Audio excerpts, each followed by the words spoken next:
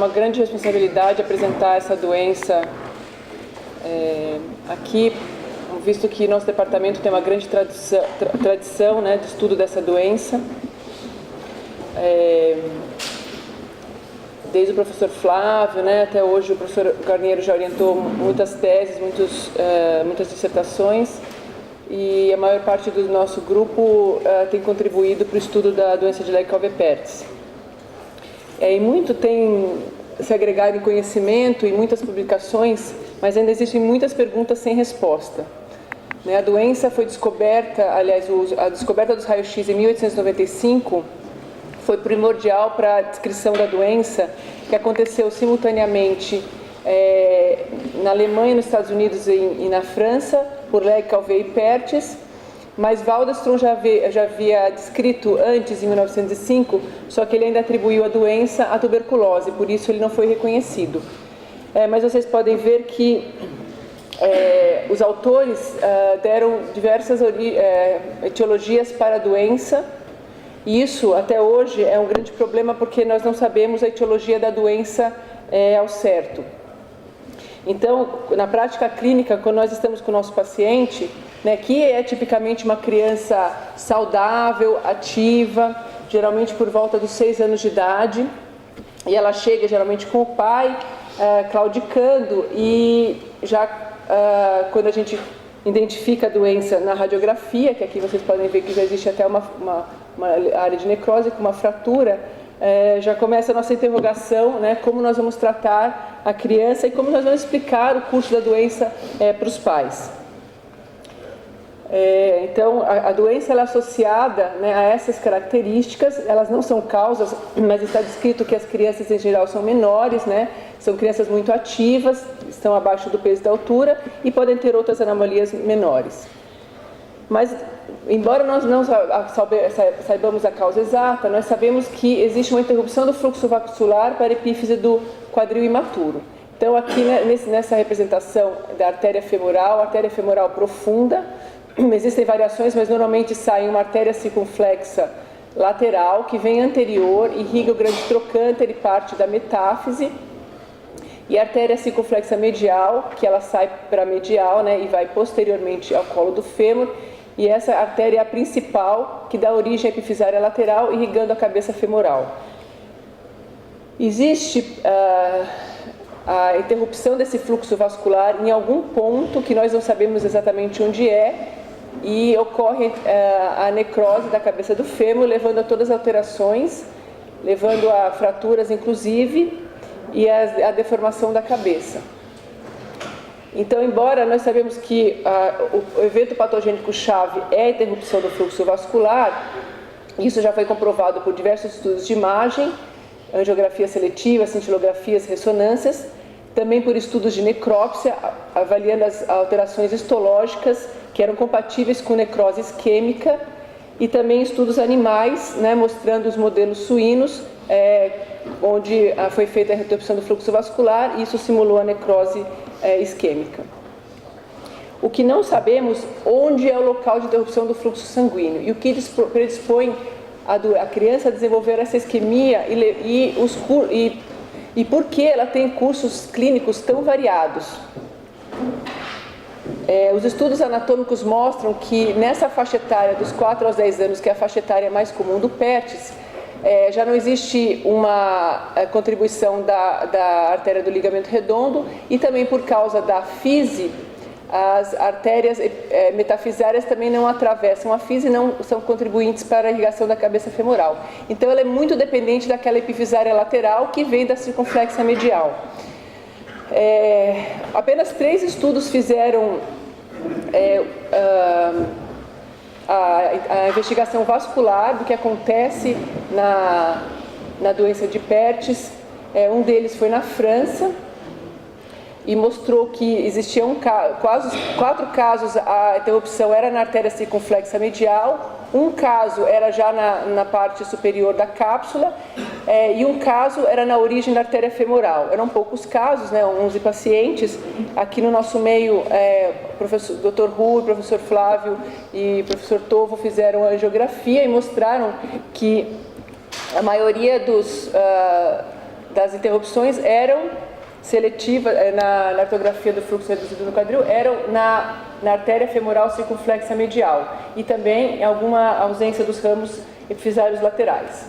Um estudo feito no Japão mostrou que não havia evidência da lesão na artéria femoral circunflexa medial, mas apenas na terminação da epifisária lateral, sendo que eles fizeram uma classificação com a irrigação, com a revascularização, como ela acontecia. Então, a gente hoje está trabalhando com a angiorressonância magnética, que tem a vantagem de a criança não ser exposta à radiação e ser um método não invasivo, né? E com isso a gente está tentando mapear, né, toda a irrigação da cabeça do fêmur. Então aqui vocês podem ver a artéria indo por trás aqui, a artéria circunflexa medial, que sobe aqui para irrigar a cabeça femoral, né? Essa aqui é de uma criança que não foi diagnosticado pértices, então é uma anatomia normal, né? Aqui mostrando que a gente pode estudar isso dinamicamente. Então a gente vai vendo o enchimento dos vasos e a irrigação, né? Aqui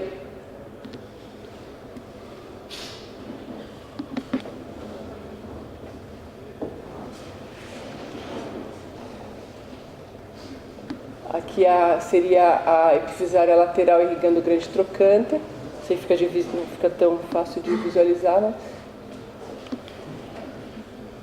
E aqui começa a sair a circunflexa medial, que vai por trás do colo e vai irrigar a epífise femoral. A gente no corte axial também pode tentar, estamos investigando se elas fazem alguma anastomose, né? Tanto a circunflexa medial como a circunflexa lateral, que foi visto em alguns estudos. Isso para investigar a origem da doença, né, que ainda não está respondido. A gente sabe que essa necrose leva a uma deformação da cabeça, e isso é o que nós tentamos evitar. A doença é autolimitada, ela se revasculariza, mas enquanto a necrose está presente, a cabeça está vulnerável, e apesar de ela ser autolimitada, ela leva 3 a 5 anos para a cura, e a cabeça deformada leva a uma artrose precoce.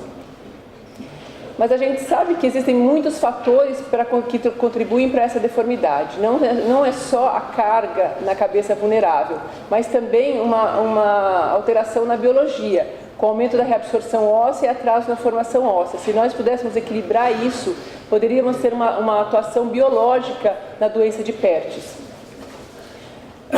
Aqui os estudos de Harry King comprovam que existe um aumento da reabsorção óssea por osteoclastos e formação retardada de osso dentro da epífise femoral. Então a gente deveria ter um pouco, nós estamos tentando ter um entendimento sobre essa biologia para ter também uma atuação não só na parte mecânica, mas na parte biológica. Aqui no nosso meio, o professor Flávio Pires de Camargo desenvolveu essa técnica de enxerto ósseo por inversão, né?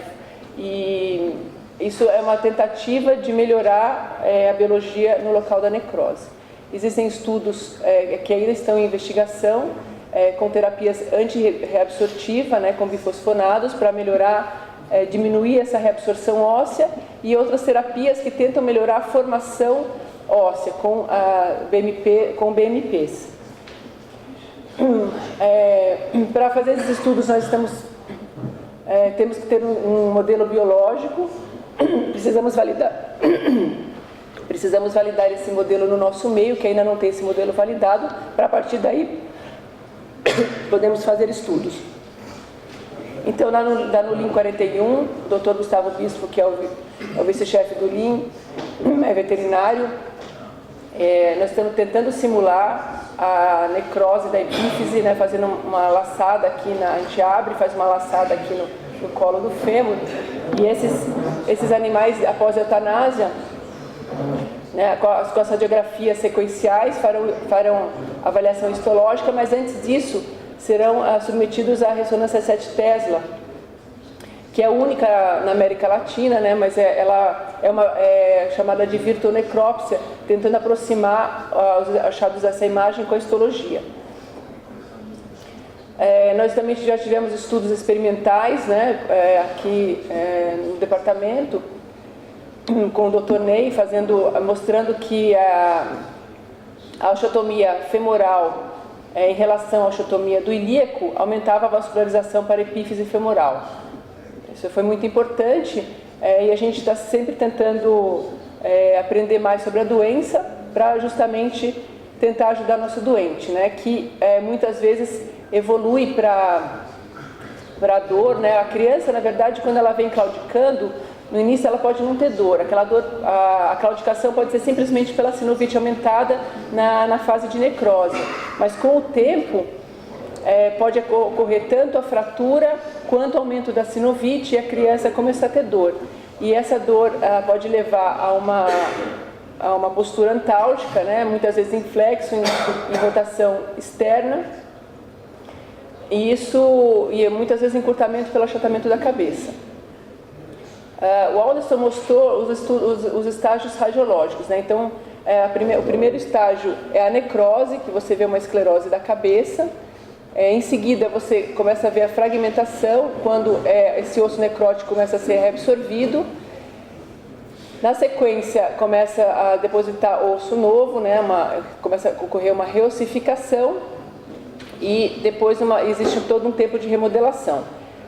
Todo esse processo pode demorar de 3 a 4 anos, então esse o acompanhamento, né?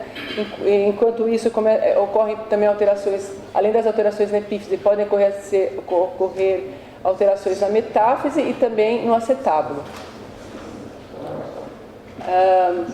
Existe uma classificação radiográfica evolutiva, né, que foi modificada e ela é atual, então ela mostra as 4 fases, sendo que as 3 primeiras fases estão divididas em duas. Essa classificação é muito importante para os estudos, porque a gente precisa saber em que estágio da doença a criança está. No nosso meio a gente não tem ainda estudos de concordância, então isso também será um trabalho de mestrado dentro da nossa disciplina. Essa aqui é uma classificação de resultado, né? Então ela precisa ser feita na maturidade esquelética. Eu coloquei aqui uma aproximação, né? Então aqui seria o melhor resultado possível, então uma bolinha de ping-pong. Então é uma cabeça esférica, né? De um tamanho normal, que está contida aqui no acetábulo. O Stuber 2 é uma cabeça maior, né? Geralmente vem uma coxa magna, mas ainda tem uma boa esfericidade e está contida dentro do acetábulo. O tipo 3 é um tipo ovoide, mas ela ainda também está contida no acetábulo. O tipo 4 existe um colapso, mas o acetábulo geralmente se acomoda a essa deformidade da cabeça, e no tipo 5 existe uma grande deformidade, um grande achatamento, e a cabeça está luxada ou está fora do acetábulo. E é interessante notar que nesse tipo aqui, o acetábulo geralmente mantém a forma esférica, que é um dos piores prognósticos, né? Porque não existe nenhuma acomodação do acetábulo nesse tipo. Ele é o mais raro, mas ele é de pior prognóstico mesmo. Geralmente acontece em crianças, esse aqui acontece em crianças mais velhas, e se assemelha muito à osteonecrose do adulto, né? Que o acetábulo não acompanha a deformidade da cabeça. E a gente também tem classificações para guiar o tratamento, né? As 3 mais clássicas são essas: Catterall, Salter-Thompson e pilar lateral. A Catterall ela é bastante importante, ela é muito usada, ela vai de 1 a 4, sendo que 1 é 25%, 2 50%, 3 75% e 4 100% de envolvimento da cabeça. Existem problemas com a reprodutibilidade, então muitos estudos agrupam 1 e 2 até 50% e 3 e 4 até 100% de envolvimento. E o pilar lateral, que foi desenvolvido pelo grupo do Tony Herring, Só que o problema dele é que ele geralmente é aplicável no meio da fase de fragmentação. E a gente sabe que a fase de fragmentação, as deformidades ocorrem na maior parte das vezes durante essa fase. Se você tiver que esperar para classificar, você já pode ter perdido a oportunidade de tratar. Então essa é a classificação radiográfica do pilar lateral, né? Essa não tem nenhum colapso do pilar lateral, é 0% de colapso, ou seja, ela tem 100% de altura da coluna lateral. Aqui tem menos de 50% de perda da coluna lateral, aqui tem aproximadamente 50% de perda da coluna lateral e aqui tem mais de 50% de perda da coluna lateral. Então, como eu disse, a aplicação dele é problemática porque a gente precisa esperar o meio da fase de fragmentação para usá-la. E isso pode ser tarde e já ocorrer deformidade. Então, existe a necessidade de fazer uma classificação que seja mais precoce. Por isso surgiu a ressonância de perfusão, né? A ressonância de perfusão, ela, em fases precoces, que a cabeça está esclerótica, necrótica, você não consegue ver quanto de necrose tem, você pode usar essa que é chamada de ressonância de perfusão. Essa é o T1 tradicional da ressonância. No T1, geralmente o maior sinal ocorre na epífise femoral devido à presença de gordura da medula óssea. Como na necrose essa medula óssea ela desaparece, né? Então tem menos gordura, vai ficar um baixo sinal, né? Então você consegue ver o baixo sinal aqui por perda da gordura. No entanto, isso pode não ser tão visível quanto quando você faz o contraste com gadolínio e subtrai de uma máscara pré-contraste. Então você consegue ver quanto de contraste que tem captado. Nesse caso aqui não está captado toda essa área aqui. Então vocês veem que é quase 100% de necrose, o que você não pode apreciar nessa aqui. Aqui a gente acha que é menos, mas então essa ressonância que eles chamam de perfusão, que tem a ver com a perfusão da epífise femoral, ou seja, quanto que chega de contraste, ela tem sido usada atualmente para prever prognóstico. Aqui, por exemplo, tem outro aspecto que você pode apreciar, que nesse caso começa a aparecer contraste na parte medial e na parte lateral. Isso quer dizer que está havendo uma revascularização da epífise femoral que você não consegue ver no T1 normal. Né? Então, a gente tem usado isso. O Herring, desde 94, diz que os fatores mais importantes que a gente tem que usar nos estudos para tentar ditar prognóstico, a idade de início da doença, o estadio da doença, que a gente tem usado o Waldenström modificado, a classificação de confiável de gravidade, que hoje a gente usa a ressonância de perfusão, e o método de tratamento. O maior problema dos estudos sobre tratamento é que a maioria dos estudos tem poucos casos, são estudos retrospectivos e de baixa evidência científica. Existem apenas 2 grandes estudos, que são estudos multicêntricos, que são estudos prospectivos, que nos dão a ideia de tratamento e que tem nível 2 de evidência científica. Esses 2 estudos são o estudo do grupo do Herring, que é lá em Dallas. Nessa época ele reuniu pesquisadores dos Estados Unidos, do Canadá e da Nova Zelândia, e estudou 345 quadris de pacientes de 6 a 11 anos. Foram 20 anos de coleta de dados nas fases de necrose e fragmentação e foram seguidos até a maturidade. E esses 5 tipos de tratamento foram dados como opções para os cirurgiões. Esse estudo da Noruega, feito em 2008, também foi um estudo nacional na Noruega, um estudo multicêntrico, prospectivo, que reuniu 358 quadris com 5 anos de segmentos. E eram dadas essas opções de tratamento para os cirurgiões.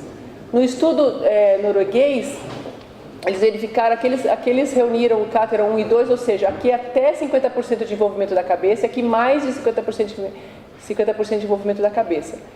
Eles viram que os grupos com menos de 50% de envolvimento da cabeça, praticamente todos tinham um bom prognóstico, ou seja, terminava com o Stuberg A. Né? O Stuberg A, na verdade, é o 1 e 2 junto, o B é o 3 e o C é o 4 e o 5. Então, eles nem consideraram o tratamento para crianças com menos de 50% de necrose. A maioria, eles ditaram o tratamento conservador. E para as crianças que tinham mais de 50% de necrose da cabeça, eles viram que os que tinham menos de 6 anos não tinha muita diferença entre os tratamentos. Mas os que tinham mais de 6 anos de idade, a osteotomia parecia ser mais favorável para o resultado final. E mais ou menos a mesma coisa concluiu o grupo do Herring, né? Então, no grupo do Herring, eles acabaram agrupando conservador e não conservador, porque não havia diferença. E eles verificaram que, para o grupo A, do pilar lateral de Herring, que é menos de 100% de preservação da cabeça, praticamente todos iam muito bem, ficavam entre o Stuberg 1 e 2. Mas para o grupo C, a maioria não ia bem. O que fazia diferença era o grupo B, que era aquele grupo que ia até 50% de colapso do pilar lateral. E para as crianças que tinham mais de 8 anos, existia diferença significativa entre operar e não operar. Né? Para as crianças com mais de 8 anos, a cirurgia era mais favorável. E para as crianças aqui também, no grupo BC, tanto no grupo B quanto no grupo BC, era melhor operar do que não operar. Assim, eles dão para a gente uma estratégia atual. Nesse grupo, eles recomendam que para a idade menor que 6 anos o tratamento é não cirúrgico, apenas com modificação de atividade, de diminuir correr e pular. E para a idade mais velha, de 8 a 11 anos, eles recomendam que se use a ressonância de perfusão para avaliar a extensão do desenvolvimento da cabeça, tratar precocemente, não esperar para classificar, ou seja, essas crianças já deveriam ir para a osteotomia femoral, que é o que eles mais recomendam, embora a maioria dos estudos não achem diferença entre a osteotomia femoral e a osteotomia pélvica ou combinada. A gente aqui tem vários estudos de osteotomias nos pacientes, e só para mostrar para vocês que num trabalho feito com 150 questionários na Sociedade Europeia de Ortopedia Pediátrica, eles mostraram que, na verdade, existe muita variação entre os cirurgiões, né, para tratamento. Né? Existia apenas um consenso que a maioria das pessoas não operava a criança muito jovem, e aqui a tendência era operar realmente as crianças mais velhas, mas eles faziam desde osteotomias pélvicas combinadas e osteotomias femorais também. Lá eles tinham preferência pelas osteotomias pélvicas ou combinadas. E a artrodiastase foi sugerida em poucos centros.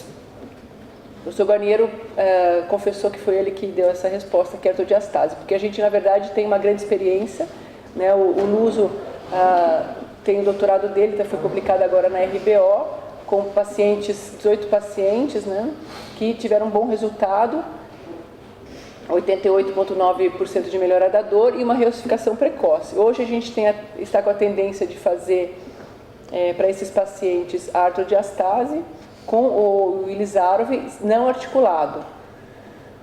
A gente tem visto, então o paciente pode deambular, né, eles têm uma boa aceitação, e a gente tem visto uma reossificação bem precoce, né, que aqui não é tão possível ver, mas aqui tem ainda muita área sem ossificar. Em 4 meses ele praticamente completa a reossificação dele. Então a gente acha que esse método acelera a ossificação. Né? No resultado final ele teve uma boa amplitude de movimento. E um outro caso também mostrando também uma criança com uma grande necrose. A gente consegue bastante espaço aqui, né? Consegue tirar muito da carga aqui em cima do quadril. E ele está ossificando, esse paciente aqui ainda não tirou o fixador. Só para mostrar também que essas perguntas continuam sem resposta. Eles acham que os estudos ainda não são... ainda não têm conclusões satisfatórias sobre que tratamento escolher, então eles montaram um grupo de estudo internacional sobre a doença de Pertz, nós fazemos parte dele. É um estudo prospectivo multicêntrico, né, que deve terminar em 2023. Nós estamos aqui, somos um dos 40 centros desse estudo. Eles dividiram, são três grupos etários, né, com 3 braços de tratamento que fica a critério do cirurgião. Né, eles sugerem alguns tratamentos e a gente vai reportar essas variáveis, a deformidade da cabeça, a ressonância de perfusão e o Stuberg. Então, aqui é só um exemplo de um fluxograma, né? Então, a gente, quando a criança vem, a gente precisa fazer aquela avaliação do estágio evolutivo. Por enquanto, eles estão apenas aceitando que a gente tenha crianças no estágio até 2A, ou seja, até fragmentação inicial, que é um grande problema para a gente nesse centro, porque as crianças chegam em estágios mais avançados, mas as que não chegam, a gente faz a ressonância de perfusão e define o tratamento para depois reportar a variável final. Tudo isso é colocado num banco de dados, que é REDCap, e aí os casos estão sendo compilados e vão ficar até 2023 sendo... A previsão é que nós tenhamos 600 casos ao final de tudo, né? Então, como é uma doença rara, raro o suficiente para não ter casos num só centro, mas é comum o suficiente para nós importarmos com ela pela gravidade que ela dá. Esse estudo vai ser muito importante para definir um pouco sobre o tratamento da doença. Então, os tratamentos, concluindo, têm resultados modestos. A gente precisa entender melhor a etiologia e patogênese, e eu acho que aqui na casa a gente tem tentado contribuir com estudos para investigar isso, né, e para saber quem tem mau prognóstico, ou seja, subluxação, e que precisa de um tratamento ativo, cirurgia ou outros, né, os biológicos, nós também pretendemos fazer estudo com isso, para que eles não tenham a deformação da cabeça e não evoluam com artrose. Obrigada.